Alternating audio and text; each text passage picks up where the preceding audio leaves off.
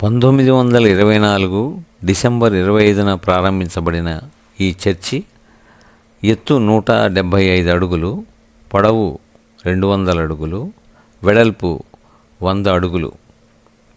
దీని నిర్మాణానికి సుమారు 10 ఏళ్ళు పట్టింది. ఇది ఆసియా ఖండంలోనే అతి పెద్దదైన చర్చిగా పేరొందింది.